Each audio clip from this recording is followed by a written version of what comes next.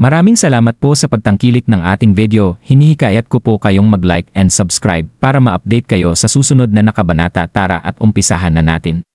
Napahinga ng malalim si Kingston, hindi na rin naging maganda ang kanyang itsura sa mga sandaling ito. Lumingon siya at bumulong kay Yvonne, ito ba ang kinikilalang tagakilatis ng antike na kinuha mo? At binigyan mo ng $50,000 na sahod kada buwan. Kahit na may pera ang ating pamilya, hindi pa rin tayo dapat gumastos ng ganoon-ganoon na lang. Wala namang nasabi rito si Yvonne, habang makikita ang kaunting bakas ng kahihiyan sa kanyang mga mata. Tumawa ang kalbong lalaki na para bang wala ng bukas, tinapik niya ang balikat ni Daryl at sinabing, mukhang marami nang alam ang batang ito. Bahagyang ngumiti lamang dito si Daryl. Tumitig si Kingston kay Daryl at nanalamig na sinabing, sabihin mo sa akin, paano nagkaroon ng presyong $500,000 ang isang yan? Hindi, mas malaki pa nga dapat ang halaga nito. Nagkakahalaga dapat ito ng $5 milyong. Kaya siguradong kikita ka ng malaki sa sandaling bilhin mo yan. Isip ni Daryl sa kanyang sarili.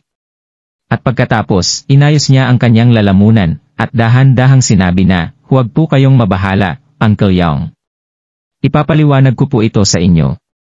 Alam niyo naman po siguro ang tungkol kay Princess Wencheng, hindi po ba Uncle Young? Nauubusan na ng pasensya si Kingston sa mga sandaling ito, pero nang marinig niya ang pangalang iyon, bigla siyang may naalala na isang bagay tungkol dito na nakapagpanginig sa buo niyang katawan. Ang ibig mo bang sabihin?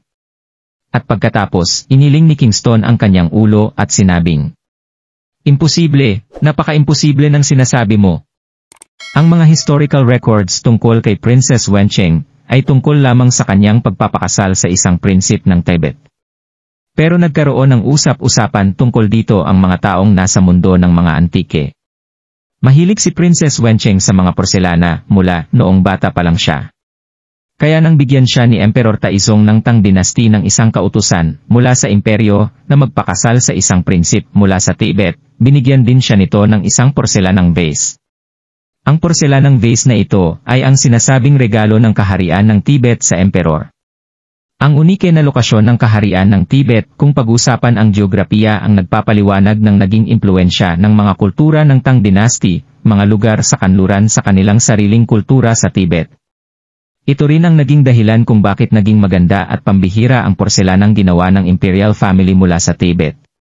Halos wala nang kahit na anong bakas mula sa kultura at estilong iyon sa art ang makikita sa kasalukuyang panahon. Nagkaroon ng usap-usapan na gustong-gusto ni Princess Wencheng ang porselanang iyon, kaya palagi niya itong dinadala kung saan man siya magpunta. Dito na paunti-unting nagkaroon ng espiritu ang porselana niyang ito. Sinasabi rin na sa sandaling ilapit ng isang tao ang kanyang tainga sa bibig ng vase at pinakinggan ito ng maigi, magagawa niyang marinig ang tunog ng tubig na nagmumula sa loob nito. Ito ay dahil sa bawat sandaling mamis ng prinsesa ang kanyang pinagmulang tahanan, ang kaharian ng Tang, upo lamang siya sa tabi ng isang batis kasama ng kanyang minamahal na vase para alalahanin ang kanyang mga nakaraan. Sinasabi rin na mayroong hindi maipaliwanag na katangian ang vase na ito ng prinsesa. Bago pa man maipakasal si Princess Wencheng, ang tunay niyang pangalan ay Li Qian. Kaya binigyan ng mga tao sa mga sumunod na henerasyon ng pangalang Suyan Promenade Vase ang porselanang ito ng prinsesa. Ilang tao lang ang nakakita sa aktwal na Suyan Promenade Vase, dahil mabilis itong nawala matapos mamatay ni Princess Wencheng. At sa huling sandali na lang ng Qing Dynasty nagpakita na parang isang himala ang Suyan Promenade Vase sa tahanan ng isang taong may mataas na estado sa Jiangnan. Mabilis na kumalat ang balita, at agad na napatay ang pamilyang iyon sa loob lang ng ilang araw. Dito na muling nawala ang Suyan Promenade Vase. Nanatiling misteryo ang naging lokasyon nito o ang kasalukuyan nitong kalagayan sa ngayon. Kaya nang sabihin in Daryl ang pangalan ni Princess Wencheng, agad na naisip ni Kingston ang tungkol sa usap-usapang ito. Sinasabi ba niya na ito ang Suyan Promenade case? Napaka-imposible. Paano nagawa ng isang artifact na narinig lang naming sa mga usap-usapan na magpakita rito sa Pearl Pavilion? Impossible. Mabilis na umikot ang isipan ni Kingston habang walang tigil na nagbabago ang kanyang itsura na sumorpresa sa mga taong nasa paligid. Itinuro ni Daryl ang vase na nasa kanyang harapan at nakangiting sinabi na, Uncle Young, kahit na naging kakaiba ang hugis ng vase na ito, maihahalintulad pa rin natin ito sa style na ginagamit noon ng Tang Dynasty. Nagkaroon din ito ng disenyong mula sa mga kanlurang rehiyon. Kaya masasabi ko na ang kaharian ng Tibet na mayroong kakaibang lokasyon sa mapa ang makakagawa ng ganito, bagay na masyadong magulo sa ating paningin. Mula sa kultura ng mga kanlurang rehiyon ang napakakulay nitong glaze. Hindi rin natin makikita rito ang sinaunang ganda mula sa Tang Dynasty dahil nabalot ito ng nagagandahang kulay mula sa estilo ng art noon ng mga kanlurang rehiyon. Tingnan mo pong muli ang napakakulay na glaze nito. Masyado na itong nakakahilo sa sobrang ganda na para bang nagmula sa modern style ng art. Nagdagdag din dito ng ilan pang mga elemento ng kulay ang mga Tibetan nang kulayan nila ang porselanang ito. Hindi naging malakas ang boses ni Daryl pero nagkaroon ng sense ang kanyang mga sinasabi. Dito na napuno ng katahimikan ang paligid. Nahilo ang lahat sa mga bagay na ipinaliwanag ni Daryl. At maliban kay Kingston wala nang kahit na sino ang nakaintindi sa mga sinabi ni Daryl. Ano namang mayroon sa kaharian ng Tibet? Bakit niya nagawang sabihin ang napakakulay nitong disenyo? Napansin ni Daryl na nagdadalawang isip pa rin dito si Kingston, kaya nakangiti niyang sinabi na, ang napakakulay nitong disenyo sa labas ang nakapagpalakas sa katawan ng porselanang vase na ito, kaya hindi nakataka-taka na nagawa nitong makasurvive ng libo-libong taon nang walang kahit na anong bitak o basag. Go! Halos marinig ng bawat isa ang paglunok na ginawa ni Kingston habang nakatayo sa counter. At pagkatapos ay inilapit niya ang kanyang tainga sa bibig ng vase bago ito pinakinggan ng maigi. Ito ba talaga ang Suyan Promenade Vase? Matapos ang 10 segundo, agad na nagbago ang itsura ni Kingston mula sa pagtataka papunta sa pagkagulat, at sa huli, namamangha niyang tiningnan si Daryl bago gamitin ang namamaos niyang boses sa pagsasalita ng dahil sa sobrang pagkasabi. Ano? Ang Suyan Promenade Vase. Dito na nagbago ng tuluyan ang itsura ng mga may-ari ng mga antique store sa paligid. Hindi pa rin sila naniniwala nang ipaliwanag ni Daryl ang detalye tungkol sa porselanang vase na ito. Pero nang marinig nila mula kay Kingston ang pangalan ng vase na ito, agad na nagulat silang lahat sa kanilang mga kinatatayuan. Narinig na nila syempre ang tungkol sa Suyan Promenade Vase. Sino bang tao sa antique industry ang hindi pa nakarinig nito? Nanginig ang mga tuhod ni Yvonne at Elsa sa sobrang pagkagulat. Nagagawa ba talaga niyang masabi kung isang talagang antike ang isang vase?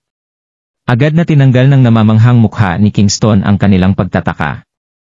Hoy, ang dami na niyong pinagkwentuhan, gusto niyo ba itong bilhin o hindi? Nauubos na ang pasensya ng kalbong lalaki. Palihim namang ngumiti rito si Daryl. Siguradong utusan lang ang lalaking ito. Nagawa niyang magdala ng isang walang katumbas na halagang kayamanan dito sa Pearl Pavilion para ibenta sa halagang umaabot lang sa $250,000. Nang maisip niya ang tungkol sa bakas ng putik sa ilalim ng porselanang vase, naging confident si Daryl na kahukay-hukay lang sa vase na ito. Napaka-misteryoso ng kalbong ito. Saan niya kaya nakuha ang vase na ito? Simangot ni Daryl habang nag-iisip sa kanyang sarili. Oo. Bibilin ko na ito. Walang tigil na tumango si Kingston na parabang pagsisisihan ng kalbo ang kanyang naging desisyon. At pagkatapos, agad na tumingin si Kingston kay Peter Williams. Bilis, bayaran mo na ang kliyente natin para rito. Pagkatapos nito, dahan-dahan niyang kinuha ang porselanang vase, at agad na sinabihan si Yvonne na magdala ng isang box para ligtas itong maitago. Nagberde naman ang iba pang mga mayari ng mga antique store sa paligid sa sobrang inggit. Nagiba na rin ang tingin nilang lahat kay Daryl. Siguradong alam ng binatang ito ang kanyang ginagawa. Binayaran ni Peter ang kalbong lalaki. Kinuha ng kalbo ang kanyang cellphone para i-check ang kanyang bank account bago masayang umalis sa store. Tumingin naman si Kingston kay Daryl at sinabing, hindi ko inaasyang may napakalalim ka palang kaalaman sa mga antikes, Daryl. Tama nga ang ginawang pagkuha sa'yo ni Yvonne. Kahit na masyado ka pang bata, malayo na ang narating mo pagdating dito. Magalang namang ngumiti si Daryl nang batiin siya ng nakatatandang si Kingston. Nagawa mo akong tulungan na magkaroon ng isang pambihirang piraso ng kayamanan, kaya ililibre kita ng hapunan ngayong gabi. Paano kaya kung mag-inom tayong dalawa? Gigil na tiningnan ni Kingston si Daryl habang iniimbitahan sa isang hapunan. Ang Suyan Promenade Vase. Hindi inasahan ni Kingston na mapapasakamay niya ang kayamanang ito na naririnig lamang sa mga usap-usapan.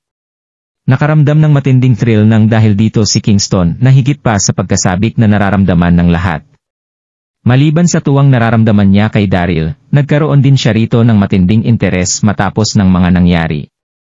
Nakilala niya lamang si Daryl bilang isang nakikitirang manugang ng mga lindon. Pero hindi niya inaasahang magpapakita ito ng kanyang husay sa mga antike sa kanilang Pearl Pavilion. Kinakailangan kong makipag-usap sa binatang ito at makilala pa siya ng husto. Pero mukhang walang interes si Daryl sa inalok na imbitasyon ni Kingston. Hindi na alis ang isipan ni Daryl sa kalbong lalaki na nagbenta ng vase sa kanila. Uminom po. Sa susunod na lang po siguro. May kaulangan pa po kasi akong gawin kaya mauuna na po ako sa inyo. Napansin niyang naglakad na ang kalbong lalaki sa unang kanto ng kalye mula sa Pearl Pavilion, kaya mabilis na nagsalita si Daryl bago nagmamadaling umalis ng Pearl Pavilion. Nagpalitan naman ng tingin ang nagtatakang sina Kingston at Yvonne sa ginawang ito ni Daryl. Wala silang kaalam-alam kung bakit ito nagmamadaling umalis sa store. Nang makalabas si Daryl, agad niyang nakita ang hindi pa nakakalayong kalbong lalaki, kaya agad niya itong sinundan mula sa malayo. Nagtagumpay ang kalbong lalaki sa pagbebenta ng porselanang vase, kaya natuwa ito ng husto. Naging alerto rin siya sa paligid habang naglalakad sa takot na baka targetin siya ng sinumang magka-interes sa kanya. Isa itong bagay na ginagawa ng mga taong gulti sa paggawa ng mga kalokohan. Hindi nagawang makalapit dito ni Daryl matapos mapansin ang pagiging alterto ng kalbong lalaki. Matapos nilang lumampas sa isang intersection, mabilis na sumakay sa isang van ang kalbong lalaki. Umikot ang van papunta sa hilagang bahagi ng city. Napasimangot dito si Daryl na agad tumakbo papunta sa kanyang Audi R8. Maganda ang performance ng kanyang sports car, kaya hindi nagtagal ay nagawa na rin niyang mahabol ang van. Pinanatili pa rin ni Daryl ang kanyang distansya sa van na may layong dalawang sasakyan mula sa kanya para hindi mapansin ng kalbong lalaki. Makalipas ang kalahating oras, nakarating na rin si Daryl sa Bishan. Dito na niya sinundan ng mas malapit ang van gamit ang kanyang sasakayan. Ang Bishan ay isang hindi pa nade-develop na burol sa loob ng Donghai City. Makikita rin dito ang isang napakalaking libingan kung saan nakalibing ang napakaraming mga mahihirap na tao dahil sa kawalan nila ng pera pambili ng lupang paglilibingan ng kanilang mga mahal sa buhay. Bumaba na ang araw at dahan-dahan nang nagdilim ang kalangitan. Dahan-dahang tumigil ang van sa isang paahong bahagi ng libigan. At pagkatapos ay normal na bumaba ang driver at ang kalbong lalaki mula rito at naglakad sa kalsadang paakyat sa bundok. Hindi na nagsayang ng oras si Daryl kaya agad siyang bumaba sa kanyang sasakyan para sundan ang dalawang lalaki. Tuloy-tuloy na umihip ang hangin mula sa tuktok ng bundok habang makikita ang mga nakakalat na lapida sa gitna ng nagtataasang mga damo sa paligid ng daanan na napakagpatindig sa mga balahibo ni Daryl. Hindi naman siguro naghuhukay ang dalawang lalaki na ito ng mga kayamanang ipinapabaon ng mga tao sa mga yumao nilang kamag-anak no. Sa bundok bang ito nila nagawang mahukay ang Suyan Promenade Vase? Maraming bagay ang pumasok sa kanyang isipan nang makarinig siya ng paggalaw sa kanyang harapan. Mabilis na naghanap ng matataguan si Daryl at agad na nagtago sa likuran ng isang puno para obserbahan ng tahimik ang sitwasyon sa kanyang paligid. Agad siyang natigilan sa kanyang nakita. Dito na niya nakita ang isang dosenang tao na may mga daladalang pala at maso sa kanilang mga kamay habang naghuhukay sa isang taong nakalibing sa lugar na iyon. Mapapansin din naliligo sa pawis ang mga ito na para bang walang tigil na naghukay ang mga ito sa ilalim ng araw. Dito na nakita ni Daryl ang isang bigotilyong lalaki na mukhang leader ng kanilang grupo. Walang tigil itong sumigaw sa mga ito na parang kanyang mga utusan. Agad na tinanong ng bigotilyong lalaki ang kababalik-balik lang na kalbong lalaki, "Nakabalik ka na pala, Johnny. Kumusta?" Johnny ang itinawag niya sa kalbong lalaki na ito. Nakuha ba niya ang palaayaw na ito kay Dwayne Johnson, ang astig na kalbong maskulado? Halos matawa rito nang malakas si Daryl na nagtatago sa likuran ng isang puno. Natawa siya nang maisip niya ang pinagmulan ng pangalang ito. Nasasabik namang ikinaway ng kalbong lalaki ang kanyang cellphone. Nagawa ko. Nabenta ko ito ng $250,000. Hayop! Ganoon talaga kalaki ang halaga ng vase na yon. Nagulat dito noong umpisa ang bigotilyong lalaki bago makaramdam ng thrill sa kanyang dibdib. Nasabik din ang ibang mga tao na kanilang kasama sa kanilang narinig. "Oo kuya. Mukhang nasa tamang lugar nga tayo. Oh, yayaman na rin tayo sa wakas. Agad na sumigaw ang bigutilyong lalaki, matapos mapansin ang pagtigil ng ilan sa paghukay matapos mamangha at matuwa sa kanilang narinig. Bakit kayo tumigil sa paghuhukay? Ganoon na kamahal ang vase na nahukay natin. Kaya siguradong marami ang mga magagandang bagay na pwede nating maibenta mula rito. Magtrabaho na tayo. Maghukay na tayo ng mga kayamanan. Dito na walang tigil na naghukay ang lahat. Dito na rin nagkaramdam ng pag-aalala si Daryl sa kanyang dibdib. Kung nagustuhan mo ang mga ganitong video, huwag mong kalimutan mag-like and subscribe. Panoorin mo na rin ang mga naunang kabanata para lalong maubos ang oras mo.